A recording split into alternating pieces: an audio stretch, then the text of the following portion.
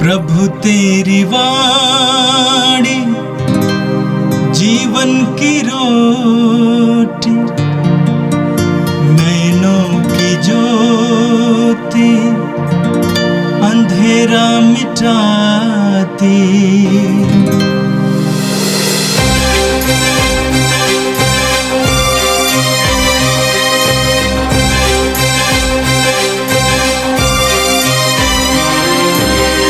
प्रभु तेरी वाणी जीवन की रोटी, नैनों की ज्योति अंधेरा मिटाती।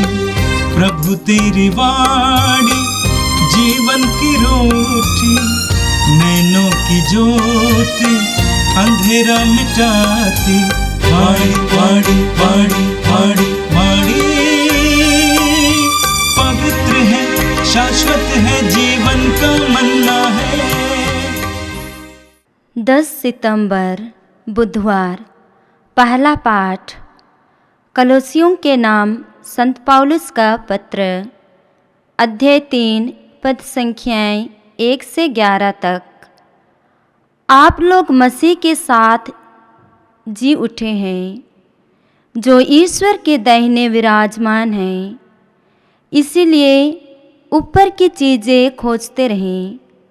आप पृथ्वी पर की नहीं, ऊपर की चीज़ों की चिंता किया करें। आप तो मर चुके हैं, आपका जीवन मसीह के साथ ईश्वर में छिपा हुआ है। मसीह ही आपका जीवन है। जब मसीह प्रकट होंगे तब आप भी उनके साथ महिमान्वित होकर प्रकट हो जाएंगे। इसलिए आप लोग अपने शरीर में इन बातों का दमन करें जो पृथ्वी की है, अर्थात व्यभिचार, अशुद्धता, कामुकता, विषय वासना और लोभ का, जो मूर्ति पूजा के सदृश हैं। इन बातों के कारण ईश्वर का कोप आ पड़ता है। आप भी पहले यह सब कर चुके हैं। जब आप इस प्रकार का पापमय जीवन बिताते थे, अब तो आप लोगों को क्रोध, वासना, द्वेष, परनिंदा और अश्लील बातचीत सर्वथा छोड़ देनी चाहिए। एक दूसरे से झूठ कभी नहीं बोलें। आप लोगों ने अपना पुराना स्वभाव और उसके कर्मों को उतार कर एक नया स्वभाव धारण किया। वह स्वभाव अपने सृष्टिकर्ता का प्रतिरूप बनकर नवीन हो जाता और सच्चाई के ज्ञान की ओर आगे बढ़ता है, जहाँ पहुंचकर कोई भेद नहीं रहता, जहाँ ना यूनानी है, ना यहूदी, ना खतना है या खतना का अभाव, ना बर्बर है, ना स्कूती, ना दास और ना स्वतंत्र। वहाँ केवल मसीह हैं, जो सब कुछ और सब में है। यह प्रभु की वाणी है। संत लूकस के अनुसार पवित्र सुसमाचार अध्याय 6 वाक्य 20 से 26 तक। ईसा ने अपने शिष्यों की ओर देखकर कहा, धन्य हो तुम जो दरिद्र हो, स्वर्गराज तुम लोगों का है। धन्य हो तुम जो अभी भूखे हो, तुम तृप्त किए जाओगे। धन्य हो तुम जो अभी रोते हो, तुम हंसोगे। धन्य हो तुम जब मानव पुत्र के कारण लोग तुमसे बैर करेंगे, तुम्हारा बहिष्कार और अपमान करेंगे और तुम्हारा नाम घृणित समझकर निकाल देंगे। उस दिन उल्लसित हो और आनंद मनाओ, क्योंकि स्वर्ग में तुम्हें महान पुरस्कार प्राप्त होगा। उनके पूर्वज नबियों के साथ ऐसा ही किया करते थे। धिक्कार तुम्हें जो धनी हो, तुम अपना सुख चैन पा चुके हो। धिक्कार तुम्हें जो अभी तृप्त हो, तुम भूखे रहोगे। धिक्कार तुम्हें जो अभी हंसते हो, तुम शोक मनाओगे और रोओगे। धिक्कार तुम्हें जब सब लोग तुम्हारी प्रशंसा करते हैं। उनके पूर्वज झूठे नबियों के साथ ऐसा ही किया करते थे। यह प्रभु का दिव्य सुसमाचार है। क्रिस्त प्रभु की जय। मेरे प्रिय भाई और बहनों, आज का पहला पाठ कुलोसियों के नाम संत पौलुस की पत्र की अध्याय 3 से लिया गया था। एक सच्चा मसीही वो है, एक सच्चा विश्वासी वो है जिसने यीशु में एक नया जीवन पाया है, जो यीशु में एक नई सृष्टि बना है। पुराने जमाने में जब बपतिस्मा दिया जाता था, वयस्कों को बपतिस्मा दिया जाता था, तो उनको पानी में डुबाया जाता था। 3 बार पानी में डुबाया जाता था। आज भी बहुत सारी कलीसियाएं इसी तरह बपतिस्मा देते हैं। इस पानी में डुबाने का तात्पर्य क्या है? यीशु के साथ मरना और यीशु के साथ जी उठना। रोमियों के पत्र के अध्याय 5 में संत पौलुस स्पष्ट शब्दों में बताते हैं बपतिस्मा का अर्थ क्या है। वो कहते हैं कि बपतिस्मा का मतलब है यीशु के साथ मरना और जी उठना। यानी एक मसीही एक नई सृष्टि बन चुका है। एक विश्वासी को भी इसी तरह नई सृष्टि बनने की आवश्यकता है। यूहन्ना के सुसमाचार के अध्याय 15 उसके वाक्य 18 और 19 में प्रभु यीशु कहते हैं कि मैंने तुमको संसार से अलग किया है। हम संसार से अलग किए गए हैं। हम संसार के नहीं हैं। हम ईश्वर के राज्य में प्रवेश कर चुके हैं। और आज के पाठ में आपने सुना, संत पौलुस कहते हैं स्पष्ट शब्दों में, पौलुस कहते हैं यदि आप लोग मसीह के साथ जी उठे हैं जो ईश्वर के दाहिने विराजमान हैं, तो ऊपर की चीजें खोजते रहें। पौलुस कहते हैं यदि आप लोग मसीह के साथ जी उठे हैं तो ऊपर की चीजें खोजते रहें। हम इस धरती की चीजें नहीं खोजते हैं, ऊपर की चीजें खोजते हैं।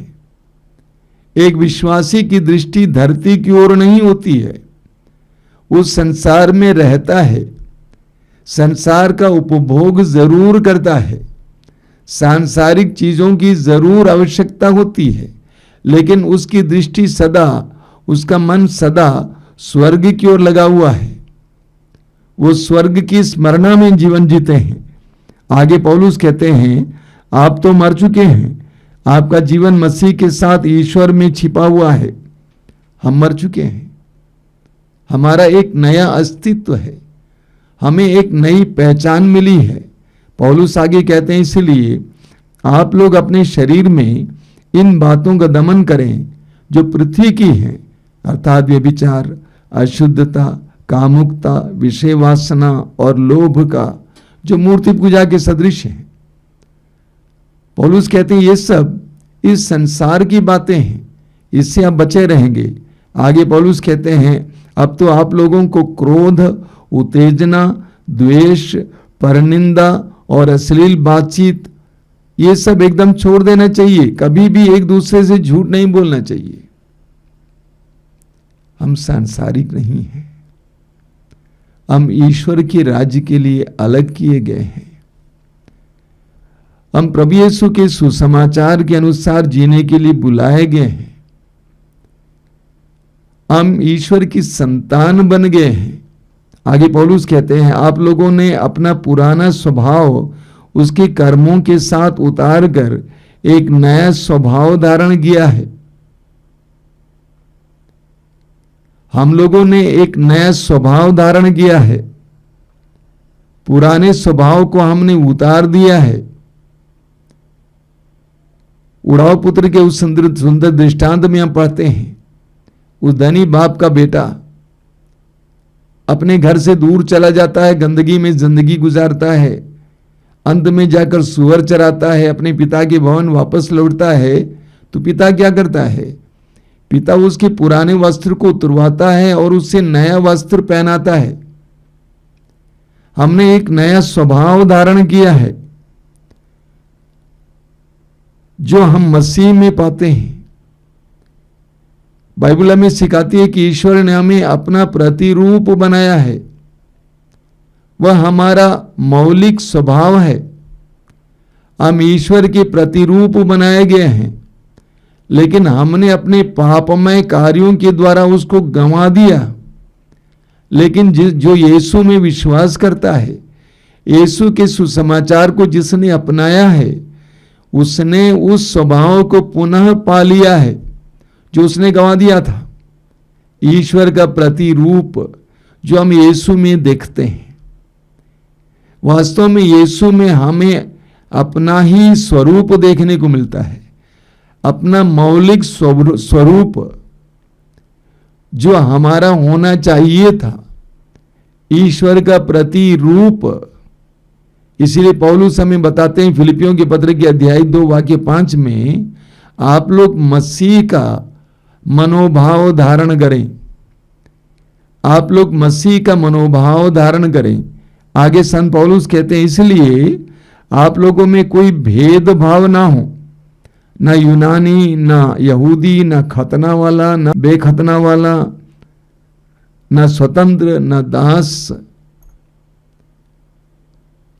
विश्वासियों के बीच, मसीहियों के बीच ये भेद नहीं हो सकता है। कई कलीसियाओं में ये देखने को मिलता है, जाति बिरादरी आ जाती है। एक बार हमने यीशु को ग्रहण किया है, हमारी जाति बिरादरी नहीं होती है। हमारी एक ही जाति है, ईश्वर की संतान की जाति। अन्य पहचान हमने गंवा दिया है। यीशु ने हमें नया बना दिया है। यीशु में हम नई सृष्टि बन गए हैं। आज हम इन सारी बातों पर गहराई से मनन करेंगे। और आज का सुसमाचार संत लूकस की सुसमाचार की अध्याय 6 से लिया गया था।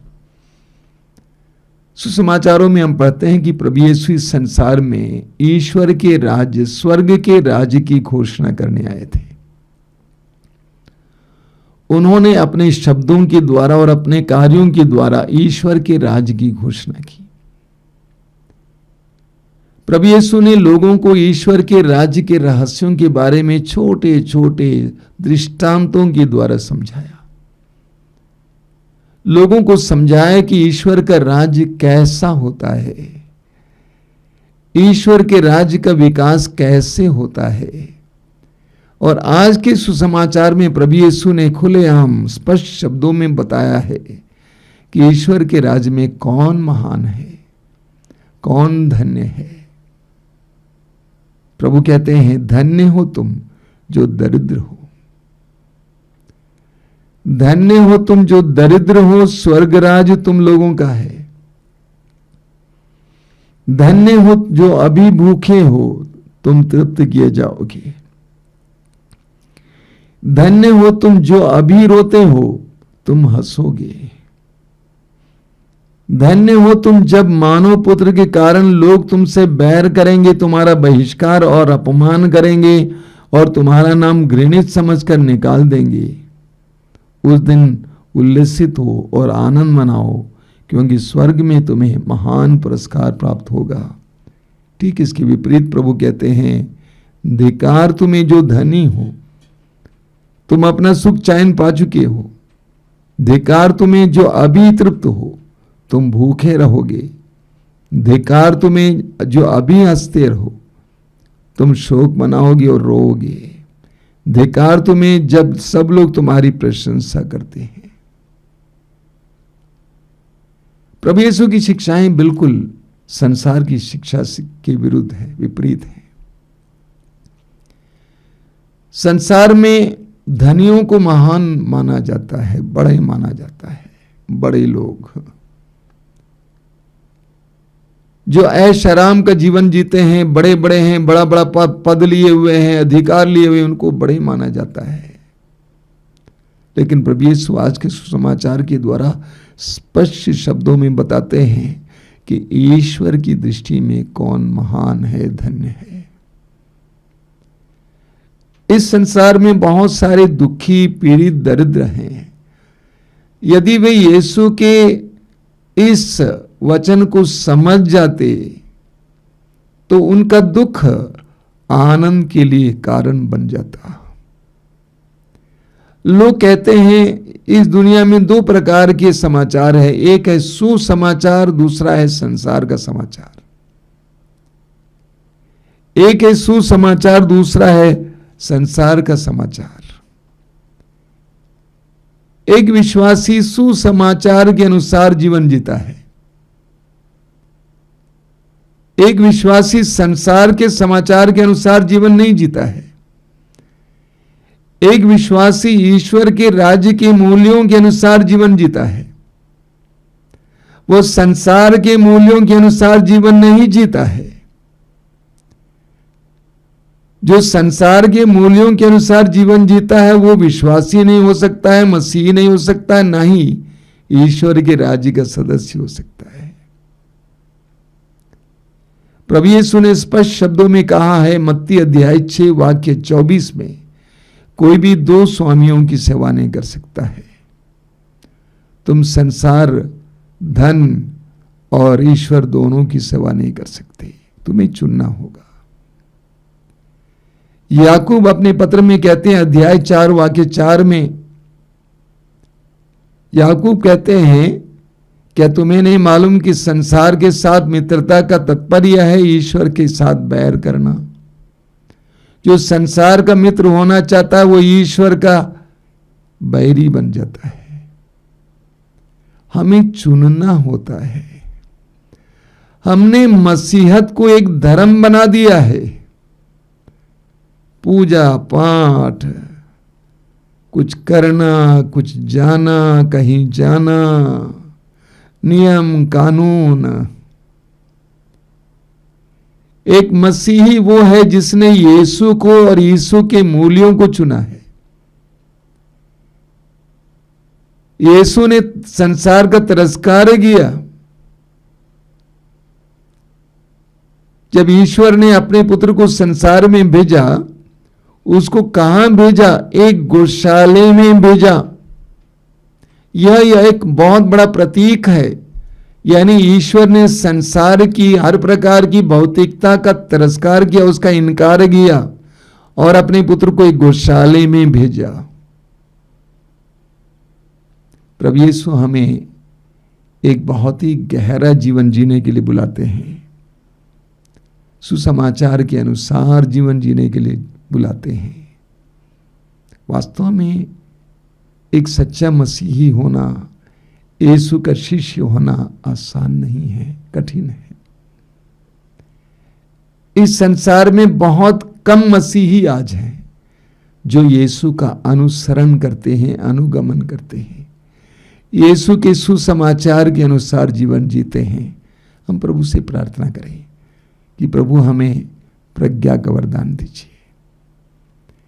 इस संसार के प्रति हमारे मोह को मिटाइए। हमें तेरे मूल्यों के अनुसार जीवन जीने के लिए कृपा दीजिए। हमें अपनी दृष्टि स्वर्ग की ओर लगाए हुए इस संसार में जीने की कृपा दीजिए। हम संसार में खो जाते हैं प्रभु, सांसारिक बातों में खो जाते हैं, अनावश्यक बातों में, नश्वर बातों में, जिसका कोई महत्व नहीं है, उन बातों में खो जाते हैं। और हमारे जीवन में जब दुख आ जाते हैं हम लोग इतने दुखी हो जाते हैं क्योंकि हम उस दुख का तात्पर्य, अर्थ नहीं जानते हैं। हमारी बुद्धि को प्रकाशित कीजिए। हे प्रभु यीशु वचनों को सुनने वाले मेरे भाई बहनों को आशीर्वाद दीजिए। आज का संपूर्ण दिन उनके लिए आशीष का दिन बने। उनके सिर पर हाथ रख उन्हें आशीर्वाद देना। यीशु हमारी इस प्रार्थना को ग्रहण कर, आमीन। प्रभु तेरी वाणी जीवन की रोटी, नैनों की ज्योति अंधेरा मिटाती, वाणी वाणी वाणी वाणी वाणी पवित्र है, शाश्वत है, जीवन का मन्ना है।